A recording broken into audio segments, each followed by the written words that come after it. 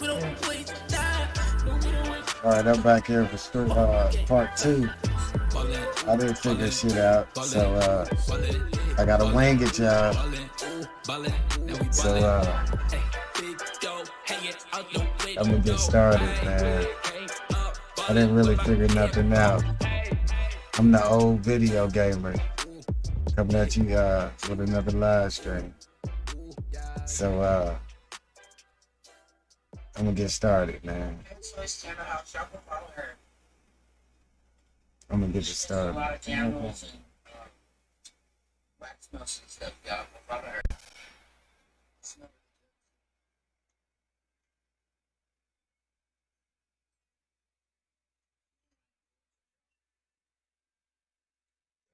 Take a little second to get it going.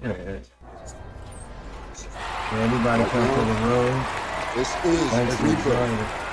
We are only as strong as our belief in each other. Yeah. Thanks for joining. All right, let's go now, Breeden. Are you ready? I'm trying to get Teddy, are you ready? Yeah. Take 1, 2, 3, right now. Eagles! I'm gonna start off game with this stuff. Junior, just a second. Come on, Jerry. No pressure here. Zone All you gotta do 18. is be better than me in my first game. All right, so what happened? Let's go, Just aim Joey. for more points than turnovers. Anybody free to join? If you got Skype, I can bring you in when you can. Thanks, y'all. God, let me know a new version how to bring guests in. I'm using OBS. I'm old school. Let's go, baby! I'm gonna have this actually go. Hello, everyone, and welcome to this broadcast of Garden State IAA basketball. I'm Joe Lamy, joined by Drake Hugo and Danny Hogger. We can't wait to get another season rolling, and we look to get a great matchup to kick things off. Well, a classic matchup with the Newark East Eagles playing host to the Burton Hornets. Both teams looking to improve on their final positions from last year. A win tonight would be a great step towards that goal. Bobby Erickson leads the way for the Hornets. They go against an Eagles team with quite a few new faces. Still, though, Newark is led by senior KJ Day. And the crowd will be a factor here for the Eagles. This is the type of atmosphere you love to see at the high school level. Well, with the new season underway, here is how the Eagles are going to look. You have the team captain at the point, KJ Day. On the wings, it's going to be Sheffield and Lack. Zadirko will play power forward, and the new addition of Junior gets the start in the middle. And the Hornets come in with their usual lineup. Luan and Dermanenko are in the backcourt. Star forward Bobby Erickson begins the game at the 3. Ramadas and Aslanoglu fill out the 4 and 5 spots. And the Hornets and their roster, they aren't scared to play small if they need to. Looking at the rest of the division, the Hornets are one of the smaller teams overall. They just don't have that many big bodies in the program, but they know how to make up for it with defensive rotations. Don't be fooled. This team is still deadly, albeit a tad undersized.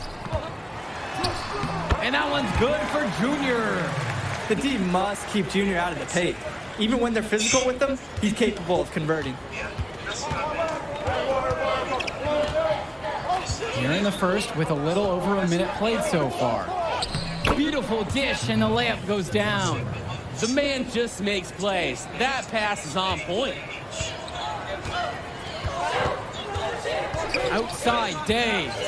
To the inside, Junior. Knocked loose. Outside, Erickson. Shoots over Lack.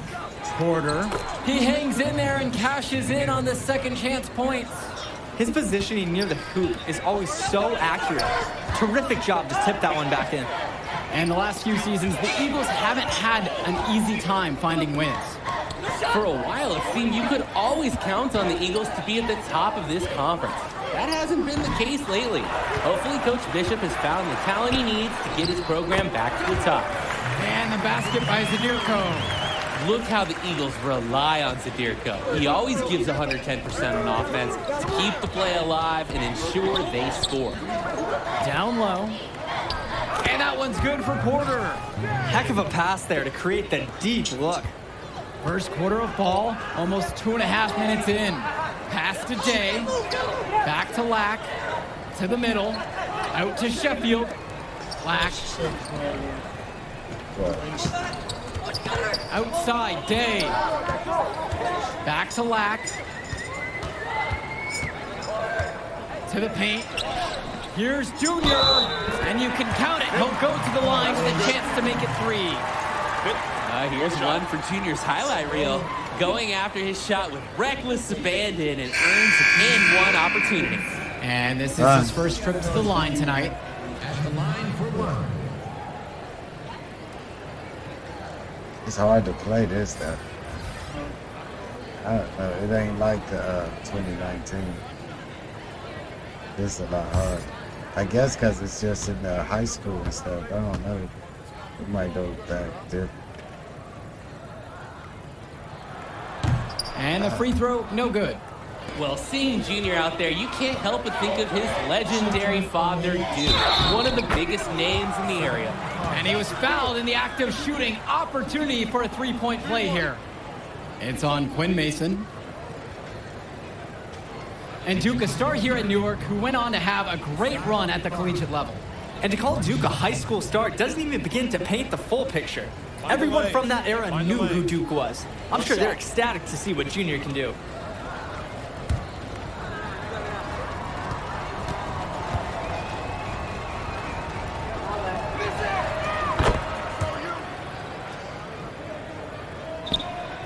Newark East trailing. Inside. Here's Junior. The rebound by Leftos. And the foul called on Junior. That's his first foul. That's his first foul. Burton, substitution. See, it's hard to shoot. And here in the first, we're about 3 minutes in. Carter, covered by Kennedy. Now here's Carter. Defense right there. There's Leftos with the 3. And it's called in by Mason. Kennedy outside. Pass to Mason. Junior. Got it. Good job right there in the low post. And I love the resourceful play from Quinn Mason. He finds a man with a wide open shot and feeds him the ball. And with Junior, you don't want to only talk about who his father is, but it's a shadow he'll be under as long as he's on the hardwood. It might be the reason why Junior didn't immediately take to basketball as a sport. But the similarities in their games are already apparent. Junior looks to be just as talented as his dad was, even if he's a bit raw. Right side, Evans. Uses the glass to finish the layup. And the focus Evans has. Impressive seeing a high schooler take contact like this and still finish. Kelsey outside.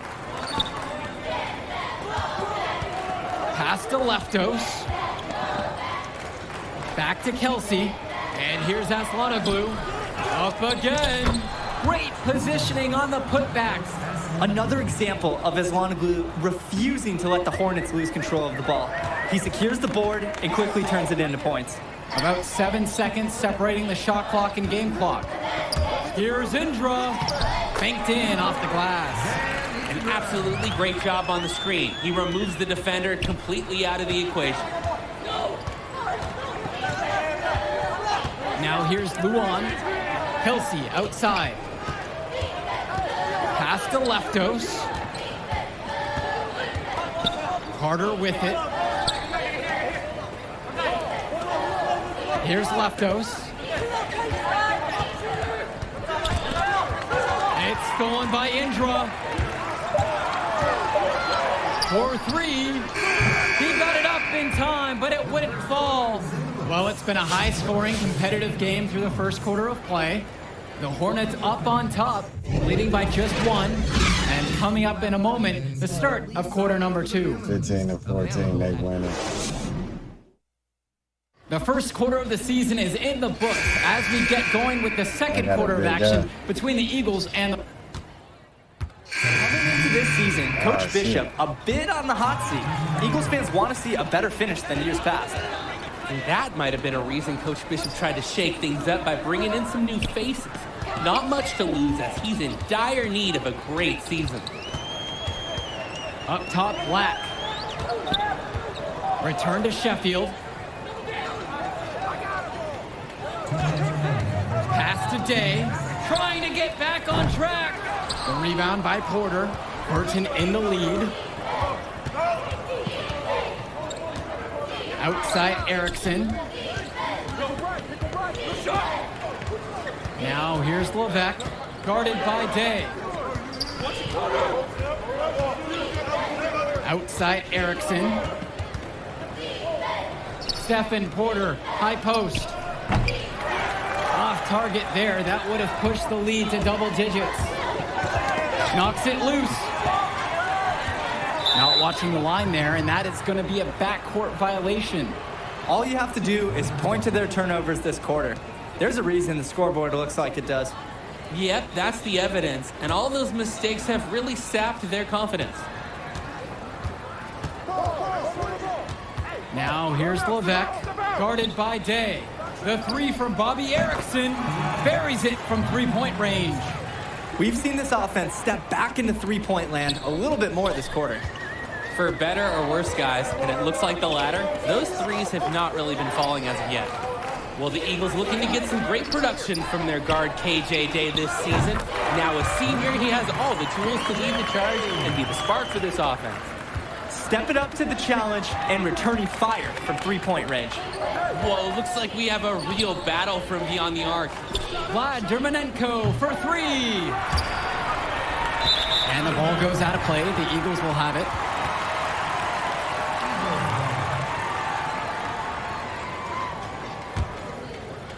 And here are the Eagles now. A 7-point differential. Junior can't hit it from close range. Some easy shots, man. 1 second differential between the shot clock and game clock. Pass to Dermanenko. Really, I'm garbage. Levesque That dude's garbage. shoots over Mason. And it's Levesque missing. And here are the Eagles. To the paint. Count the bucket coming off a perfectly placed assist. What a read there from Lack, recognizing the overcommitment and making the D pay for this mistake. Now Erickson.